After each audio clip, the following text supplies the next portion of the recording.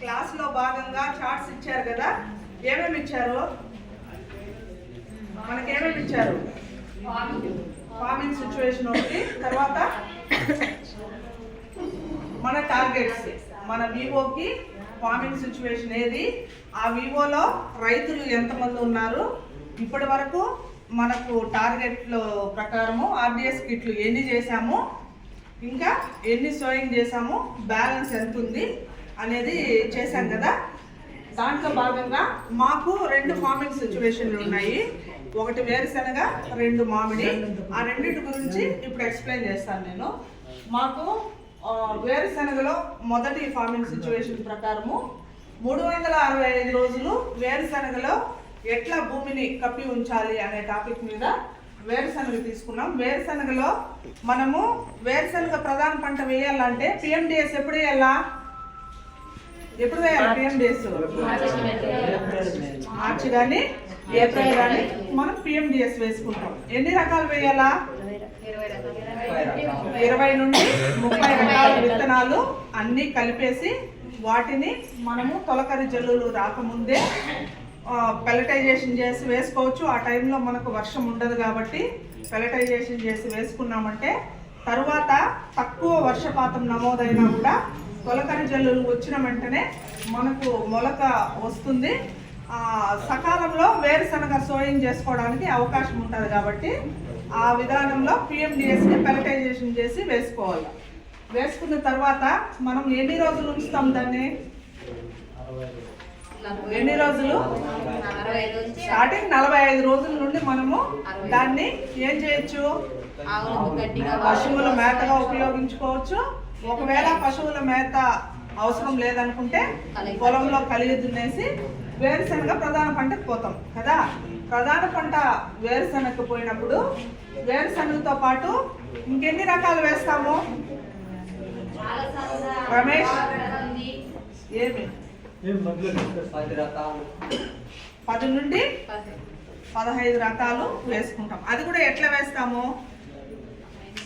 ఎట్లా వేయాలా? అనప, అలసంద, కంది లైన్లు వేసుకుంటాము. తర్వాత మిగిలిన ఏవైతే ఉన్నాయో 5% వేరుశనగ మనము 100% కొంటే దాంట్లో 5% మిగిలిన విత్తనాలన్నీ అందులో కలిపేస్తాం. దాంట్లో ఉలవలు ఉన్నట్టు మేము ఇవన్నీ రాస్తాం. దేంట్లో గ్రౌండ్ నట్లో బయోడైవర్సిటీ క్రాప్స్ కింద ఇవన్నీ పెట్టాం. కంది, అనప, అలసంద, ఆముదము లైన్లు వేసేసి మిగిలినవి జొన్న, సద్ద, మొక్కజొన్న, నువ్వులు, పొద్దుతిరుగుడు, బెండ, మొక్కజొన్న, ఆకుకూరలు ఇవన్నీ కలిపి దాంట్లో బ్రాడ్కాస్ట్ చేస్తాము. అట్లే సద్ద, జొన్న, మొక్కజొన్న ఏం చేయాలా? బార్డర్ క్రాప్ వేసుకొని 365 రోజులు ఇది పంట కింద కన్వర్ట్ చేస్తాం. వేరుశనగ 3 నెలలకి తీసేస్తాం కాబట్టి మళ్ళీ ఏముంటాయి అందులో? అనప, అలసంద మనకు 365 రోజులు ఉంటాయి కాబట్టి అప్పుడు మనం వేరుశనగ పెరిగే ముందు ఆర్డిఎస్ కిట్లు, ఈ ఆర్డిఎస్ కిట్లో ఇవన్నీ ఉండేటట్టు చూసుకుంటాం.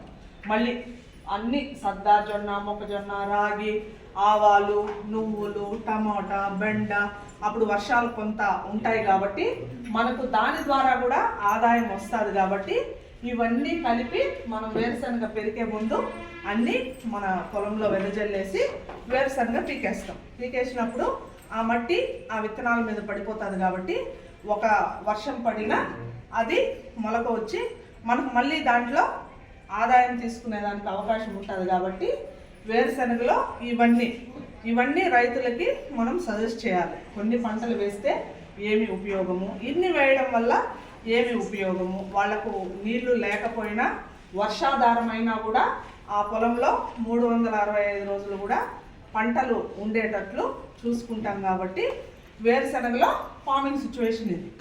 ఓకేనా? అర్థమైందా? అంటే టైం తక్కువ ఇచ్చారు కాబట్టి కొంచెం తొందరగా చేస్తాను. ఇంకేమైనా దీంట్లో డౌట్స్ ఉంటే అరేంజ్ చేస్తే మాట్లాడదాము, లేకుంటే నెక్స్ట్ ఫార్మింగ్ సిచ్యువేషన్కి వెళ్దాం. మాట్లాడతారా?